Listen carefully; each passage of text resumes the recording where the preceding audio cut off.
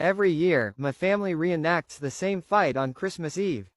I swear, if you put a hidden camera in my parents' living room on December 24th, every year, you'd think you were watching reruns.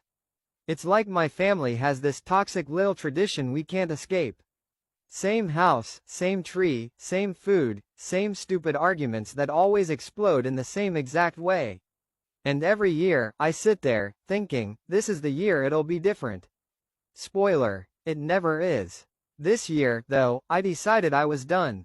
But let me back up first. So it always starts with the drive. I was in my crappy little car, heater half working, music playing on low, on my way back to my parents' house. I live about an hour away now.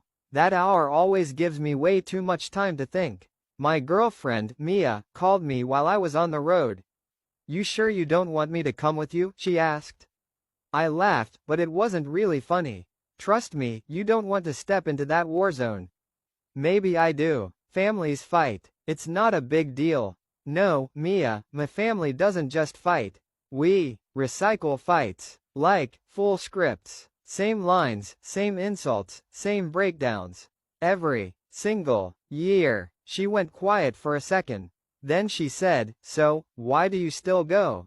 And I hated how I didn't have an answer for that. "Because it's Christmas Eve," I finally said. "That's not a reason, that's an excuse," she said, and she was right. But I still pulled into my parents' driveway anyway. The house looked the same as always, giant wreath on the door, lights that were already half dead, and my dad's truck parked crooked like he didn't care. The second I walked in, I smelled the ham. My mom only makes ham on Christmas Eve. That smell always tricks me into thinking it'll be a good night. But then I heard my brother, Nate, in the kitchen, already raising his voice. "You bought the cheap wine again," he was saying. "God, do you even care?" And there it was. The opening shot. Mom's voice followed, tired and sharp. "It's wine. Nobody cares except you." I stepped into the kitchen, and Nate spotted me. "Oh, look who finally decided to show up. The golden child." I sighed. "Really? We're starting with that already?" "Don't play dumb," he said. "You know they treat you like the favorite. Because I don't scream at everyone the second I walk in?" I shot back. "Don't start," Mom said, pointing a wooden spoon at me. "Too late," Nate said. And just like that, the script was already rolling. By the time we sat down at the table, the air was already poisoned. Dad had opened his third beer, my little sister Hannah was on her phone pretending not to exist, and I was trying to pretend the mashed potatoes didn't taste like bitterness. "You never call anymore," Mom said suddenly, looking at me. "I called last week," I said. "For 5 minutes," she shot back. "Well, at least he calls," Nate said, stabbing his ham. "Unlike some people." "Here we go," Dad muttered. "Don't start with me, Dad," Nate said. "I live 30 minutes away and you never visit. You never invite me," Dad said. "You're my father, you're supposed to visit without needing an invite." "That's not how it works," Dad barked. Then Mom jumped in. "Why can't we just have one night without fighting?" And here's the sick part. I almost laughed.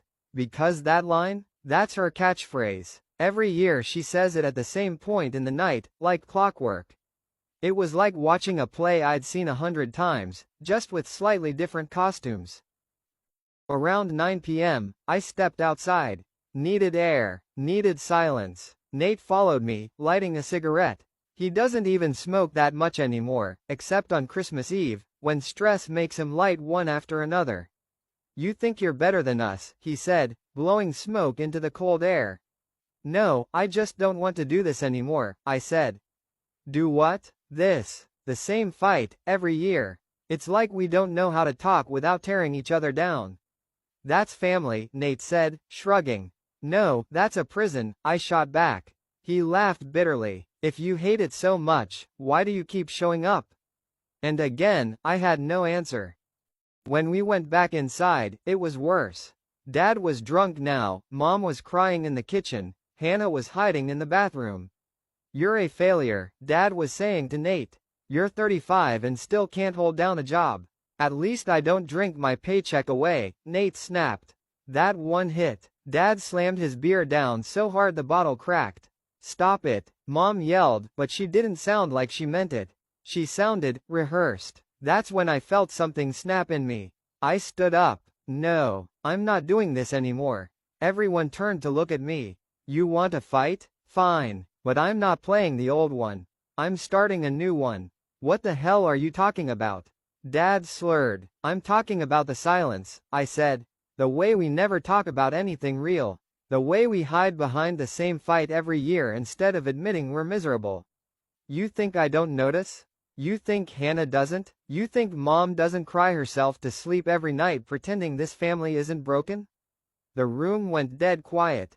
Shut up, Dad said. No, I said. I'm done shutting up. The rest of the night was chaos. Nate yelled at me. Dad stormed out to the garage. Mom begged me to stop. Hannah finally came out and actually yelled for once in her life. And yeah, it was ugly. But it wasn't the same ugly. It was new. It was real. When I finally left around midnight, Mia called again. So? She asked. I just laughed, exhausted. I broke the script. Good, she said softly. And maybe, just maybe, next year won't be a rerun.